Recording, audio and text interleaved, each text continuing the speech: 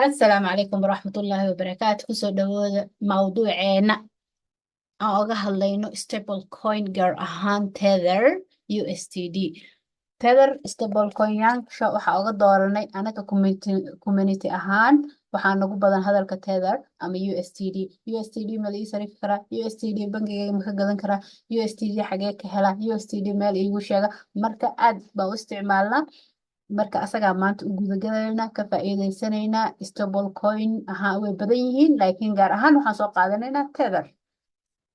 Alright, stable coin waa coin $1 u dhigma oo isbedelinba. Stable coin haddaan tasfiirno $1 buu dhigma mala isbedelo.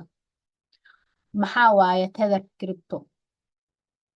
Tether USDT was one of the first and the remains popular stablecoin project and launched by the company Tether Limited Incorporated in 2014.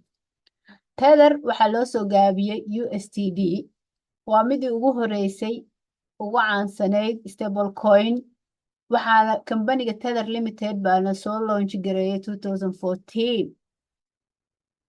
It's identified by the ticker sample USDT. waxaa loo soo gaabiyaa Tether USDT gana maalin kasta maqallo waa kaasa expect ama ay ku jaango-an tahay waxay ku jaango-an tahay US dollar macnaheeduna waxa waa unaffected by the price of Bitcoin or crypto.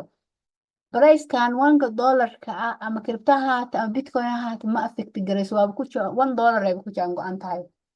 Tether remains stable value equivalent to ama way ku jaango-an tahay to the $1 regardless fluctuation in the price of cryptocurrency like a Bitcoin. Tether si kastaba ha noqotee qiimaheedu isma bedelayo ama way ku jaango-an tahay $1 bay ku jaango-an tahay. Barayska kriptada si kastaba ha isku bedeshay. Tusaale ahaan hadday ama Bitcoin isbedelo ayadu isma bedelayso. Bitcoin haddaa rabti inaad gadato USDT baa ku gadanaysaa markaa rabti inaad iska soo gadina USDT gaagii baa kusoo ceshanaysaa kusoo gadanaysaa. Tether baa weli joognaa. Investors dadka maalgashta iyo traders use Tether to enter inay galaan or exit cryptocurrency position without huge change in price.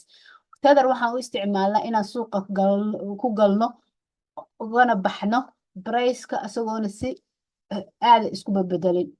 haddii wax isbedelay ama charges jiraan wax yar baa jira.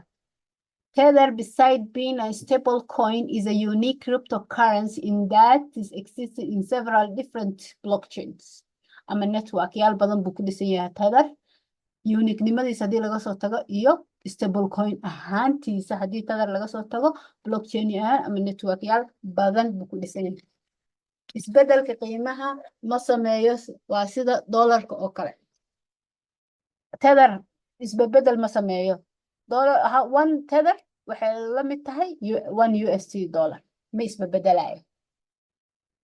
haddaan taas ka soo tagno Tether has a made into top 3 coin market cap markaad joogno top 3 bay ka gashay 1 2 3 bay Tether ka joogta ama USDT lacagta loo soo gaabiyay ama coinka ama tokenka loo soo gaabiyay. haddaan hadda Tether top 3-ga bay gashay coin-yaasha markii la ama cryptocurrency markii la dhaho coin market cap markaan tagna saa u jeednaba number 1 waxaa ah Bitcoin, number 2 waxaa Ethereum, number 3 na maxaa ah Tether USDT. saa aragnaba marka guud ahaan Tether waa stable coin USDT baa loo soo gaabiyey. haddaan tusaale niga siiyo inaynu isbebedelaynin Solana haysataa Solanihii baa waxaa ku gadatay USDT.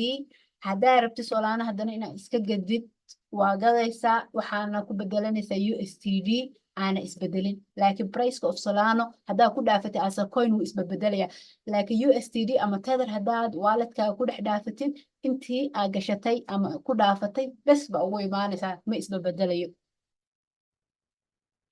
sidaan hore u sheegnay waa token network yaal badan ku dhisan qiimihiisuna waa $1 ma isbedelo. marka intaasaan maanta ka faa'iidaysanaynay كفائدي وحي كومنتي وحي سؤالا please هوس إيغو سوقر thank you so much كلن دنبو في صلاة إن شاء الله like share comment please